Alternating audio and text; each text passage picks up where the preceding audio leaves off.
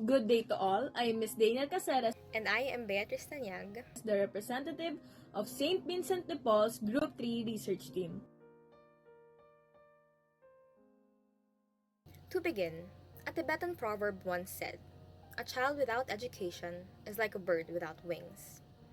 As we all know, we have been living in a setup wherein we're advised to stay in the comforts of our own homes due to the prevalent COVID-19. The government urged every one of the aforementioned, including parents, teachers, and students. The country then switched its learning modality from face-to-face classes to distance or online learning. Naturally, parents were more involved in their child's education while at home. This opportunity was not available as much when face-to-face classes were ongoing. Along with at-home learning came its ups and downs, especially for parents of elementary pupils. Some parents chose to step up, taking the responsibility of being a para-teacher or at-home teacher.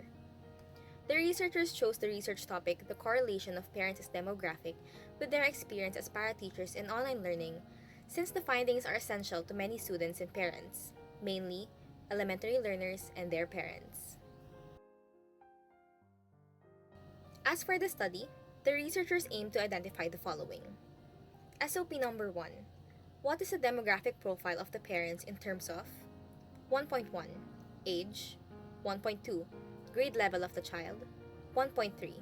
Highest educational attainment, and 1.4. Profession. SOP number 2. How are the following domains experienced by parents as para-teachers? 2.1. Balancing responsibilities. 2.2. Positive learner motivation. 2.3. Accessibility. 2.4. External environmental variables. And 2.5. Curriculum knowledge. SOP number 3. Is there a significant relationship between parents' demographic profile and their experiences as para-teachers? 3.1. Between the parents' age with their experience as para-teachers in online learning. 3.2. Between the grade level of the parent's child with their experience as para-teachers. 3.3. Between the parents' highest educational attainment with their experiences as para-teachers. 3.4. Between the parents' profession with their experiences as para-teachers. The researchers therefore hypothesized that there is no significant relationship between the parents' demographic in terms of age, grade level of their child, highest educational attainment, and profession with their experiences as para-teachers. The group's primary purpose was to analyze the online learning experience of the parents of Concordia College Incorporated's elementary children and determine if there is a relationship between these experiences with their demographic profile. A study's limitations refer to the elements that are out of the researcher's control. Due to the limited number of respondents to the survey, the researchers could not reach the target number of respondents and thus were constrained to narrow data. Succeeding the scope and limitation is the study's methodology. This study utilized a quantitative correlational research design. This study suited this approach, as the researchers sought to know the experiences of elementary parents as para-teachers during online classes. The respondents in this study were parents of students from grade 1 through 6 in Concordia College enrolled in the school year 2021 to 2022. The participants' children underwent a pre-survey prior to their parents being chosen by the researchers' agreed sampling method, purposive sampling.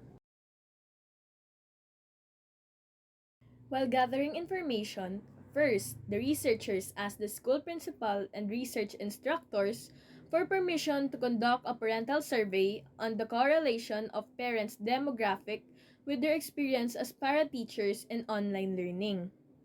Second, to determine the sampling method, researchers sent emails to elementary school teachers and conducted a pre-survey of the involvement of each student and their parents in their studies.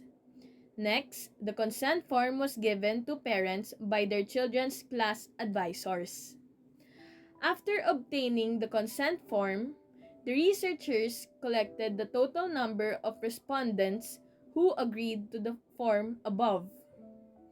A survey was conducted, search, and the group continued the process of analysis and evaluation. Now, we are going to tackle the results and discussions. The first table exhibits the frequency and percentage of the respondents' age.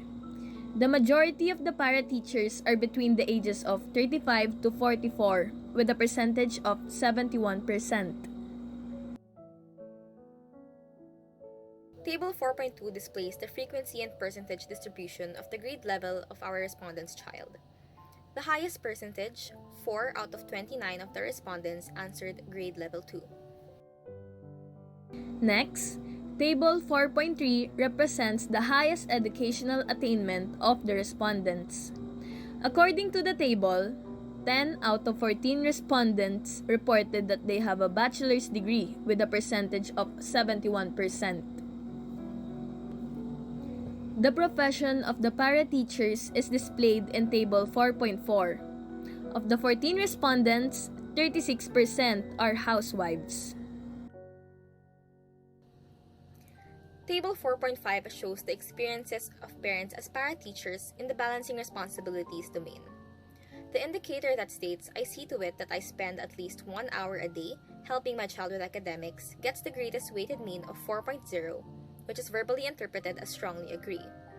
The lowest indicator states that, "I am able to have enough time for myself," garnered a weighted mean of 3.42, which has a verbal interpretation of agree. The domain balancing responsibilities has a grand mean of 3.73, which equates to strongly agree. The table demonstrates that parents can manage their responsibilities as both parents and para-teachers. Next, Table 4.6 illustrates the second domain, positive learner motivation. The indicator that states, "I feel a sense of accomplishment when my child was able to grasp their lessons," had the highest weighted mean score of 4.0, which is verbally interpreted as strongly agree. Table 4.7 is about the third domain, accessibility. The indicator, Google Meet and other similar applications are easy to access and use for me and my child, has the highest weighted mean of 3.85, which is verbally interpreted as strongly agree. While the indicator, our internet connection is reliable and rarely has connection issues, has a weighted mean of 3.21, making it the lowest mean in the domain. This domain's overall grand mean is 3.49 and is verbally interpreted as agree.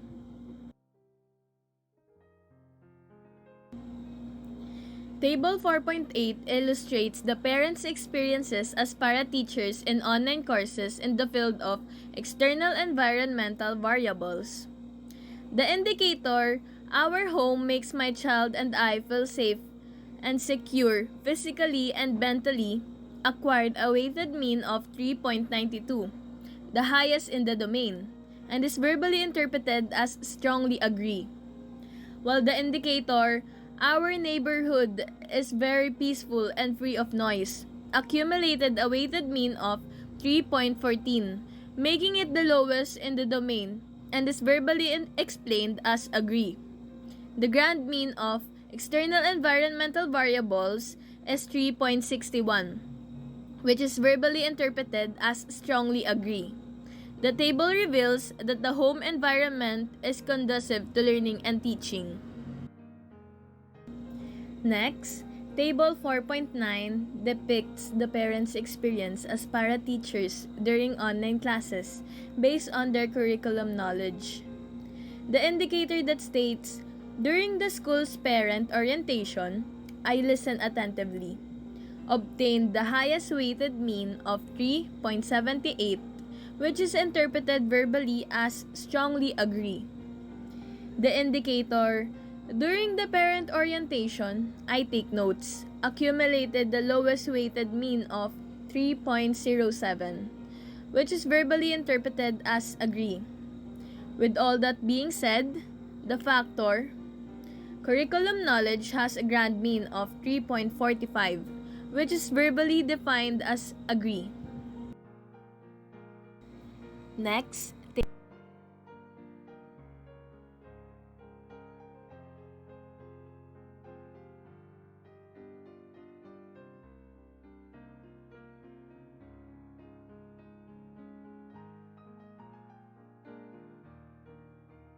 table which does not have a relationship with the para-teacher's experience in online learning. Succeeding tables 4.10 and 11 in table 4.12 and 4.13, which depicts the result of one-way ANOVA with the grade level of the parents' children.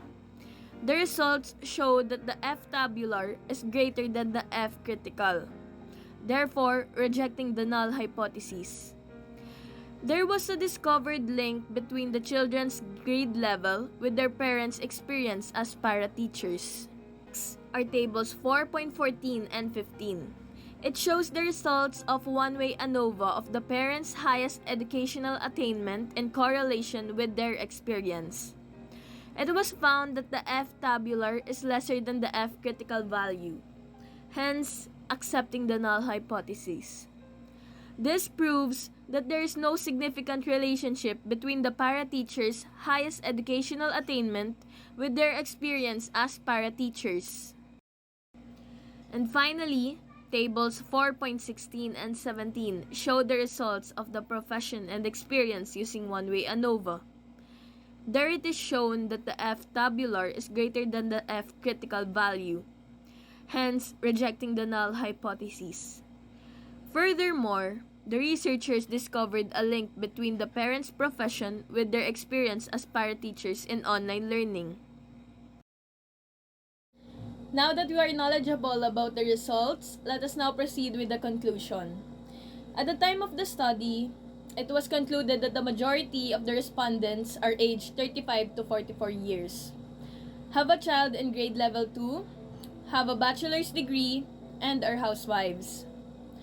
The result also show that most of the grand mean of indicator range from 3.44 to 3.73 and are verbally interpreted as agree. The researchers also discovered a significant relationship between the demographic and experience of grade school parents as para-teachers, hence rejecting the null hypothesis. The researchers also discovered a significant relationship between the parents' profession and their children's grade level with their experience as para-teachers in online learning. On the other hand, the parents' age and highest education attainment show no link with their experience. For the school administrators, the first is to engage more with the parents during orientations and seminars. It would be beneficial to the parents if they are educated about the most essential learning competencies or MELCs during parent orientations. For the parents of the students, the researchers recommend that the parents should be resourceful, reading, seeking information to expand their knowledge on learning and teaching as a parent. Next, the researchers suggest that the parents invest in a reliable internet provider to avoid problems during online classes. And finally, they may create a peaceful environment equitable for their child's learning.